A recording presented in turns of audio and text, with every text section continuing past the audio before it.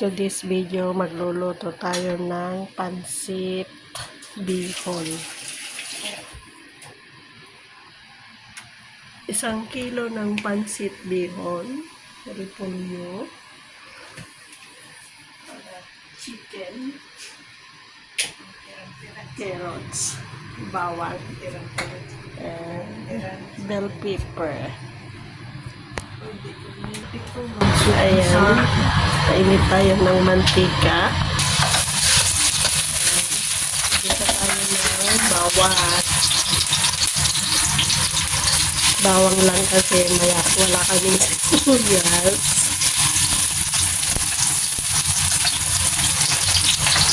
Ilagay natin yung manok, chicken na nahiwa-hiwa. In English, sliced chicken. Ayan yung bangas. Tapos, lagyan natin ng soy sauce.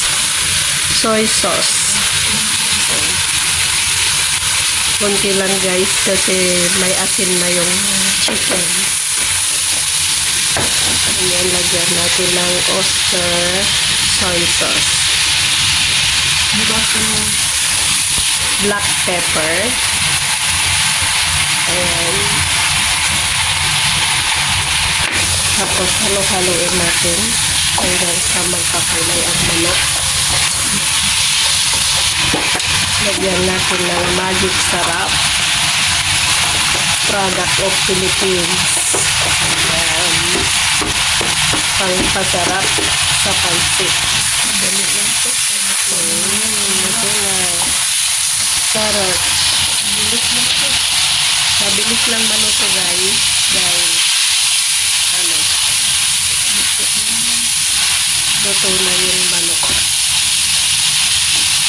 Natira namin sa ulam, so halo na namin sa tubig.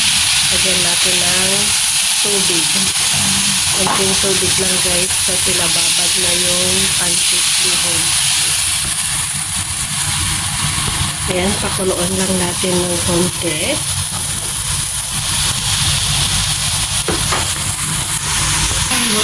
Ayan.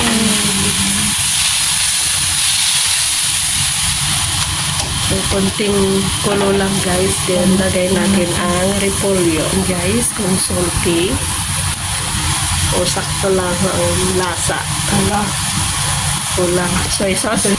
Ayan. Soy sauce. Dagdagan konti.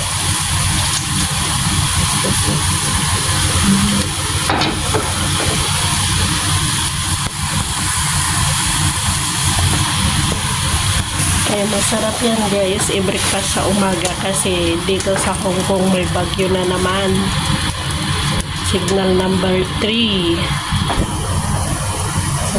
Masarap din yung pag may patis, no? Kaya nga. Lagay muna natin yung bihon bago natin ilagay ang repolyo. Ayan guys. Then, halo-halo natin.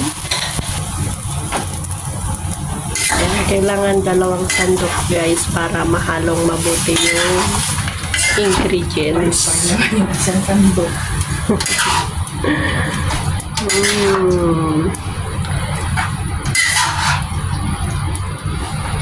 Nangangamoy, sarap na. Sakto lang ba yung tubig niya? Sakto lang yan. Kasi malikis lang yan. Malikis lang ang ano. Ayan, pansit.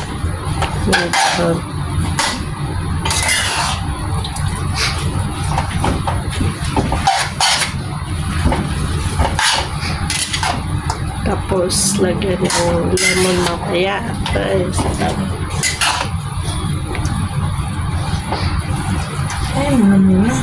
Natin ang repolyo. Hindi talaga mawawala ang repolyo pag may pansit guys. Isa sa pinaka-importanting ingredients ng pansit. Dami ng Dami nito. Pati lunch na. Oo. Breakfast lunch na to, guys. Ayan. So, yummy. Maganda itong palayok, no? Hindi cake. Parang nagutom na ako. Parang may kulang. So, Parang may kulang. sakto man na yung lasa niya. Ito sa'yo? Masarap Guys, sana yung Yun. Luto na guys ang ating pansit. Breakfast lunch. So, yummy. Ready to eat. Thank you so much for watching.